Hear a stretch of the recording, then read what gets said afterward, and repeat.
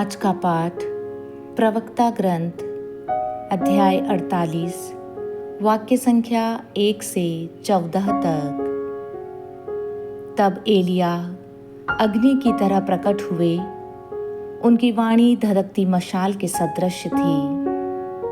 उन्होंने उनके देश में अकाल भेजा और अपने धर्मोत्साह में उनकी संख्या घटाई। उन्होंने प्रभु के वचन से आकाश के द्वार बंद किए और 3 बार आकाश से अग्नि गिराई। एलियाह, आप अपने चमत्कारों के कारण कितने महान हैं। आपके सदृश होने का दावा कौन कर सकता है। आपने सर्वोच्च प्रभु की आज्ञा से एक मनुष्य को मृत्यु और अधोलोक से वापस बुलाया। आपने राजाओं का सर्वनाश किया, प्रतिष्ठित लोगों को गिरा दिया और सहज ही उनका बल तोड़ दिया। आपने सिनै पर्वत पर दोषारोपण और होरेब पर्वत पर दंडाज्ञा सुनी। आपने प्रतिशोध करने वाले राजाओं का और अपने उत्तराधिकारियों के रूप में नबियों का अभिषेक किया। आप अग्नि की आंधी में अग्निमय अश्वों के रथ में आरोहित कर लिए गए।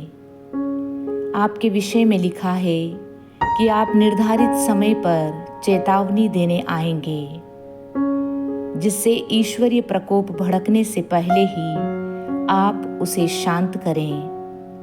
पिता और पुत्र का मेल कराएं और इज़राइल के वंशों का पुनरुद्धार करें। धन्य है वे जिन्होंने आपके दर्शन किए, जो आपके प्रेम से सम्मानित हुए। हमें तो जीवन मिला है, किंतु मृत्यु के बाद हमें आपके सदृश नाम नहीं मिलेगा। जब एलिया बवंडर में ओझल हो गए, तो एलीशा को उनकी आध्यात्मिक शक्ति प्राप्त हुई। वे अपने जीवन काल में किसी भी शासक से नहीं डरते थे। कोई भी मनुष्य उन्हें अपने वश में नहीं कर सका। कोई भी कार्य उनकी शक्ति से परे नहीं था और मृत्यु के बाद भी उनके शरीर में नबी का सामर्थ्य विद्यमान था। आज का सुसमाचार संत मत्ती अध्याय 6 वाक्य संख्या 7 से 15 तक। प्रार्थना करते समय गैर यहूदियों की तरह रट नहीं लगाओ।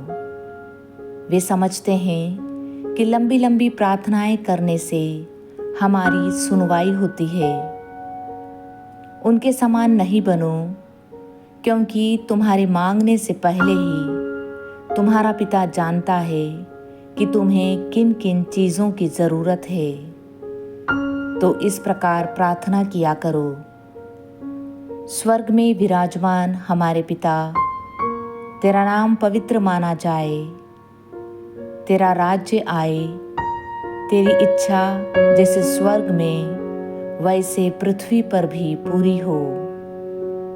आज हमारा प्रतिदिन का आहार हमें दे।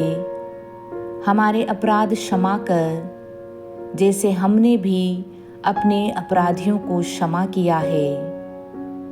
और हमें परीक्षा में न डाल, बल्कि बुराई से बचा।